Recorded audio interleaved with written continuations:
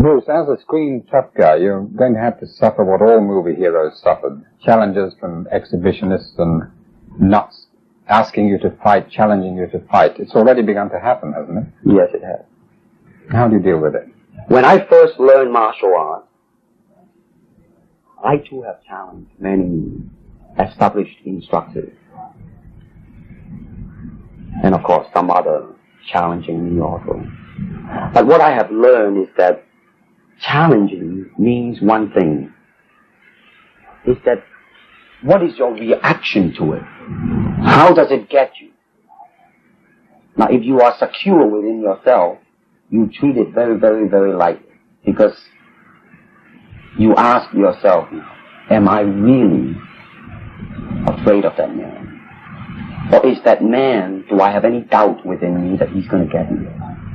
But if I do not have such doubt, and if I do not have such fear, I would certainly treat it very lightly, just as today the rain is going on strong, but tomorrow maybe the sun is going to come out again. I mean, it's like that type of a thing. Of course, they can't lose by challenging you. Even if they lose, they get the publicity of being a guy who actually fought. Well, let's face it. I mean, in Hong Kong, can you have a fight? I mean, a no-hold-bar fight. Is it a legal thing? It isn't, is it? And to me, you see, a lot of things, I mean, like challenging and all that, I am the last to know. I am always the last to know, man. I mean, I always find out from newspapers, from reporters, before I personally realize what the hell is happening. Bruce, you were teaching martial arts in the States, and yes. Two of your students were Steve McQueen and James Coburn. Did you find them tough people, the way they're portrayed on the screen? Well, first of all, James Coburn, definitely, is not a fighter. Lover, yes. I mean, he's really a super nice guy. I mean, not only that, he's a very peaceful man. He learned martial art because he finds that it is a very, very, it is like a mirror to reflect himself. You know what I mean? I mean, like, I personally believe that all type of knowledge, I don't care what it is, ultimately means self-knowledge. And that's what he is after. Now, Steve is very uptight. Steve is very high-strung, you know. Now, Steve, he can be a very good martial artist. But I hope that martial art would cool him down a little bit. Maybe make him a little bit more mellow and be more peaceful, like Jim. Did it achieve that, his time with you? Did you feel that perhaps he learned something from you? No, definitely not yet. First, because of shooting schedule and all that, I mean, he cannot have it on a regular basis. And secondly, he is still on the level right now of enjoying it as an excitement, like his motorcycle and his sports car, you know. Some for release of his whatever, anger, whatever, you name it. Bruce, how much of your screen personality is really you? I mean, you teach martial arts, so you're obviously very good at it. But of course, teachers are not always the best exponents or practitioners. Right. Are you able to take care of yourself, what do you say? I will answer it, first of all, with a joke, if you don't mind. Oftentimes people come up and say, hey Bruce, are you really that good? I said, well, if I tell you I'm good, probably you will say I'm boasting. But if I tell you I'm no good, you know I'm lying. But, alright, going back to be truthful with you. Let's just put it this way. I have no fear of opponent in front of me. But I am very self-sufficient. That they do not bother me. And that should I fight? Should I do anything? I have made up my mind, and that's it, baby. You better kill me before. Bruce, in The Big Boss, you play a man who's very slow to anger. Yes. He's shy, diffident. You even stay out of fights in the early scenes because of a promise you made to your mother. Yes. Is that a little bit like you, or is this just the screen personality? This is definitely a screen personality because as a person, one thing that I have definitely learned, and my life, it seems like it's a life of self-examination and self-peeling of myself bit by bit, day by day, is that I do have a bad temper. A violent temper, in fact. So that is definitely, some people that I am portraying, not Bruce Lee as he is.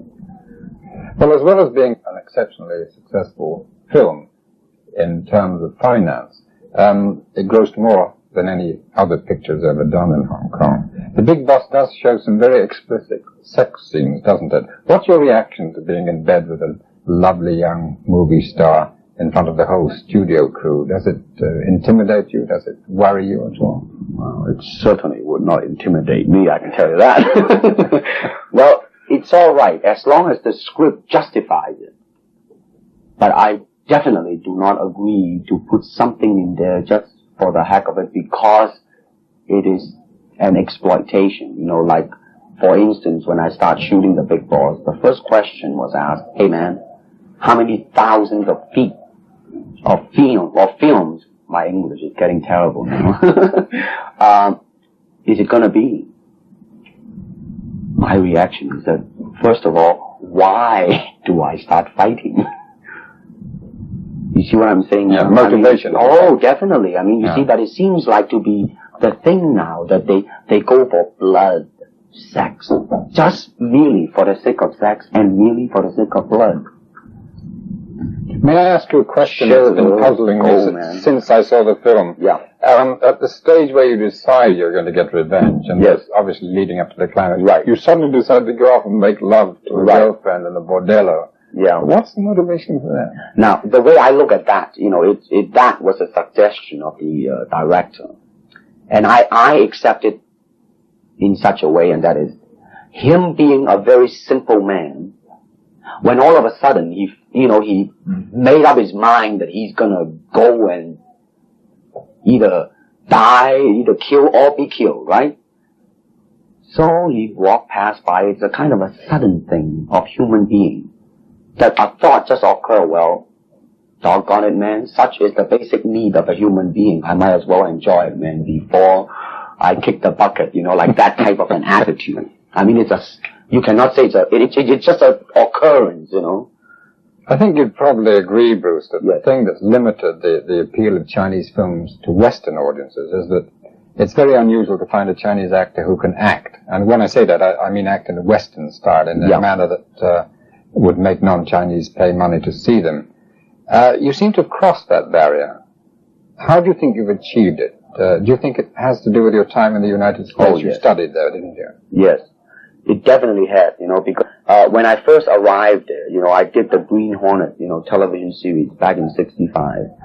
And as I look around, man, I saw a lot of human beings. And as I look at myself, I was the only robot there.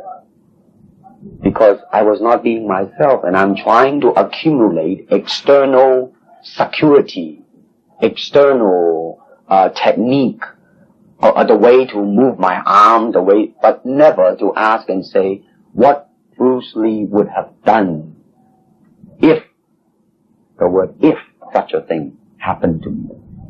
When I look around, I always learn something, and that is to be always yourself. And to express yourself, to have faith in yourself. Do not go out and look for a successful personality and duplicate him. Now, that seems to me that is the prevalent thing happening in Hong Kong. Like they always copy mannerism, but they never start from the very root of his being, and that is, how can I be me? You see, I never believed the word star. That's an illusion, man. That's something public calls you. You see, and when you become successful, when you become famous, it's very, very easily to be blinded by all these happenings. Everybody come up to you with Mr. Lee. When you have long hair, they'll say, hey man, like that's in, man, baby, that's the in thing. But if you have no name, they'll say, Boy, look at that disgusting juvenile delinquent. I mean, too many people are yes, yes, yes to you all the time, you see. So unless you really at that time have gone through quite a lot and understand what life is about, and that right now, man, some game is happening, and realizing such that is a game, fine and dandy, then it's all right. But most people tend to be blinded by it because, I mean, if things are repeated too many times, you believe in it and it becomes a habit. The danger is believing the public impression of you. That's right, man. Your father warned you about the bad things in show business. Yeah. Have you met them too? Apart from the illusion. Of course. Of course. You seem to have come out of it remarkably well. Well, let me put it this way. To be honest and all that, I am not as bad as some of them. But I definitely am not saying that I am a saint. Okay? Could we go back to the fighting? Because like it or not, it's the thing that you're mainly identified with at this moment. You know a number of styles of fighting, the karate, judo, Chinese boxing. Yes. And it's a question you must have been asked hundreds of times before. Yes. Which do you think is the most effective? You see, my answer to that is this. There is no such thing as an effective segment of a totality. By that I mean, I personally do not believe in the word style. Why? Because unless there are human beings with 3 arms and 4 legs, unless we have other group of beings on earth that are structurally different from us, then there might be a different style of fighting. Now, why is that? Because we have 2 hands and 2 legs now. The important thing is, how can we use it to the maximum? In terms of path, well, straight line, curved line, round lines, they might be slow, but depending on the circumstances, sometimes that might not be slow. And in terms of legs, you can kick up straight, same thing, right? Physically, how can I be so well coordinated? That means you have to be an athlete. That means you gotta have jogging and all this basic ingredient, right? Now, and after all that, then you ask yourself, how can you honestly express yourself at that moment? And being yourself, when you punch, you really want to punch. Not you want to punch because trying to avoid not getting hit, but to really be in with it and express yourself. Now that is to me the most important thing, and that is, how can I, in the process of learning how to use my body, to understand myself? Now, the unfortunate thing is, now there's boxing, which use hands, judo, which is throwing. Now, I'm not putting them down, mind you, but I'm saying one thing that is the bad thing, and that is, because of styles, people are separated. They are not united together, because styles became law, man. But the original founder of the style started out with hypotheses. But now it has become the gospel truth. And people that go into it, man, became the product of that. It doesn't matter how you are, who you are, how you are structured, how you are built, how you are made. It doesn't matter. You just go in there and be that product. And that, to me, is not right. Bruce Lee, thank you. Ted, I thank you, man.